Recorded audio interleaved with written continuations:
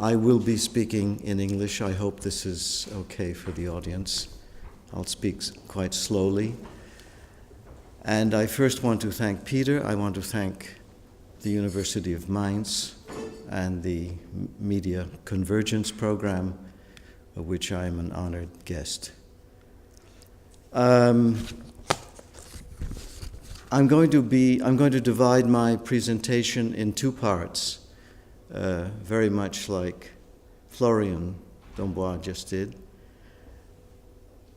And it will consist of a very short reading of some recent thoughts that I put down, actually pretty much in two train rides recently, one to Frankfurt and one to Mainz yesterday.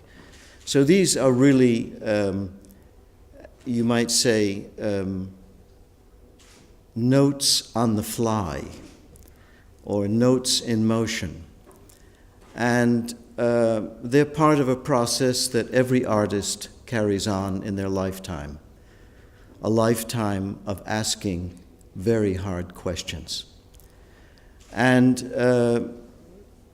it's also a process of continual observation, very much like scientists do every day of their life. So we observe, we above listen, and try, of course, to make sense of all the information and all the experience and all the unanswered questions that remain in our lives.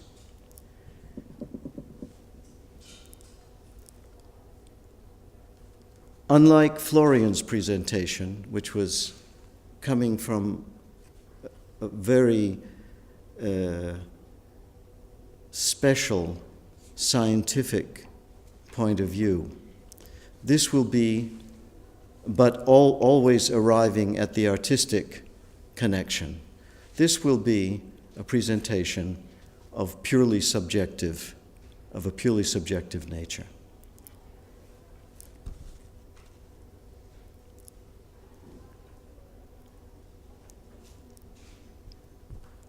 Let me say two things as a kind of preface. The first is, all human beings are musicians. There is nobody on this planet who does not make music, whether actively or passively. This is one premise. The other is sort of a fact, a scientific fact, that it is considered by anthropologists today that human music making is about 30,000 years old. Simple as that. Some of the evidence actually is here in southern Germany, has been discovered. Various instruments of human making for obvious purposes of making sound. Just 2 points. I'm going to read for a moment. It'll be very brief, and then I'm going to go on to talk about, these are things I don't know anything about, what's on this page. When I talk about this, it will be something that I do know a little about. By music, I refer to the great body of Western musical composition, sometimes called art music, created in the last 1,000 years, largely on commission by and for the church, the aristocracy, individual noble persons, and more recently for the state and public and private institutions, such as radio, TV, and universities. And even more recently, by and for private industry and globalized banks. Simply speaking, over the last 1,000 years, our Western music has evolved at a pace which one can measure easily in cycles of centuries, where for long periods of time, some form of musical common practice was evident knowable, and accepted by all. During the last 100 years, in the same musical world, in the same context, and its creative life, that is, in the entire 20th century, there have been, in my view, at least 7 major artistic revolutions. That is, the magnetic appearance, and by magnetic I mean the attractive force of ideas, practices, and resulting movements.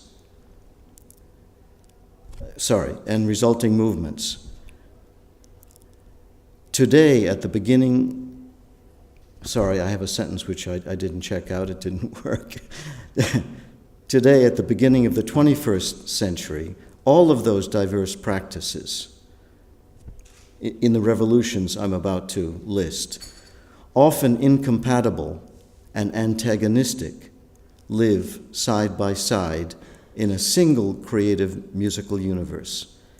Nothing like this, the multiplicity of diverse practices, music practices, has ever been known in the Western world.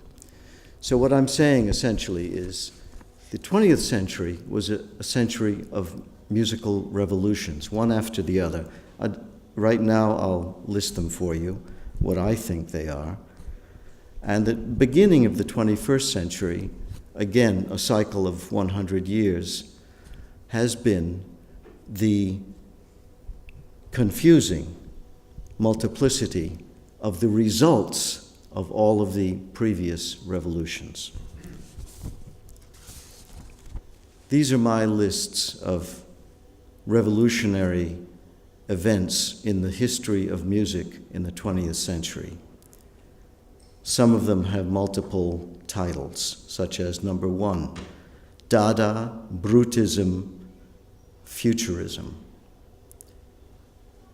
2, Dodecaphonia, or Schoenberg's musical democratizing of the 12 tones.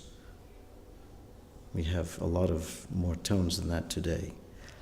3, Musik concrète.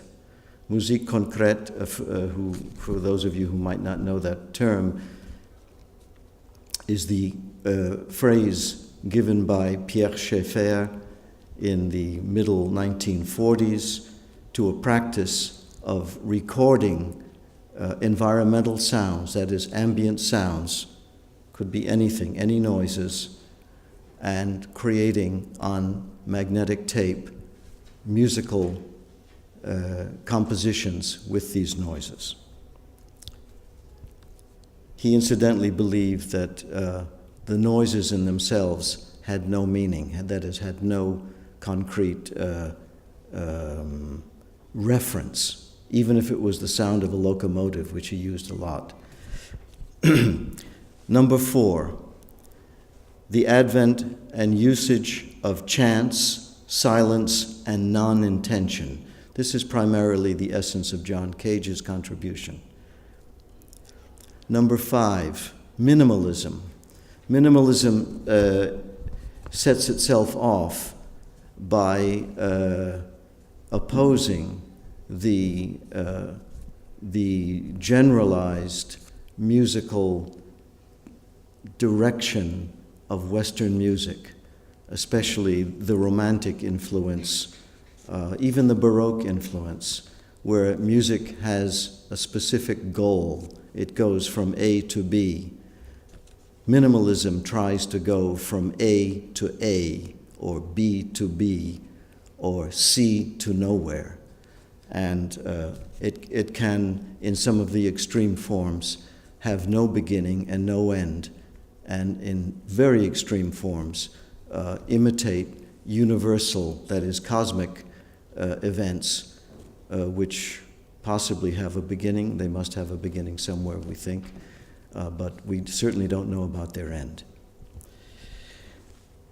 Number 6, rock, punk, noise, rap. These are everyday words. They might not mean a lot to those of us who think along the terms of art music, but more recently they're having a phenomenal influence on the latter. 7, new tunings, or spectralism and new tunings.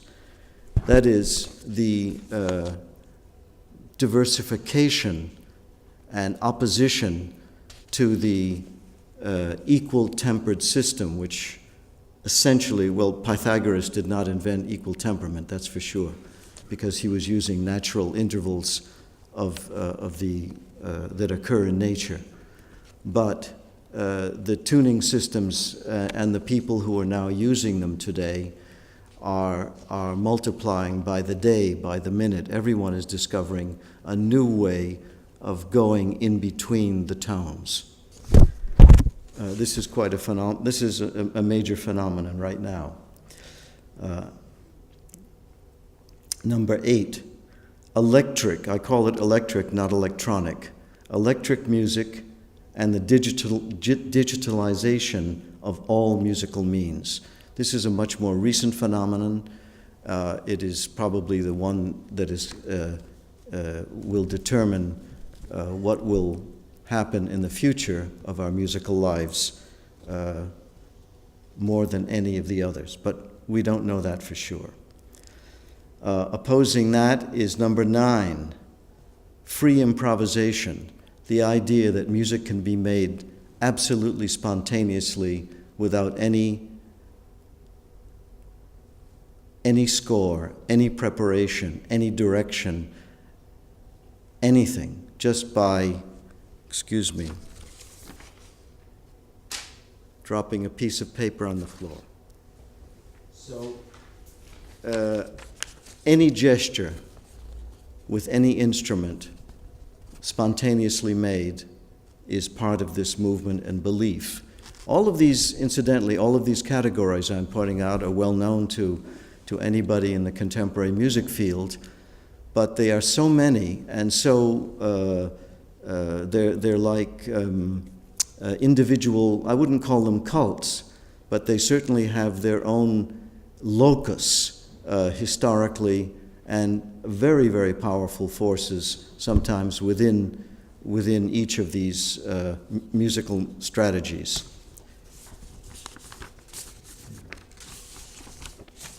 Am I sounding like a teacher, professor? No, I hope not. Number 10, sound installation. This has become, as Florian pointed out, one of the newest and most exciting forms of artistic convergence, where the visual arts and the sonic arts meet and create what is known as sound art. This has a long history. Much of it is specifically German, and one of the greatest forces and points of interest and origins are possibly coming from Hörspiel, possibly coming from Musik konkret, or other forms have been and are a very important interest in Europe right now, particularly Germany and the rest of the world.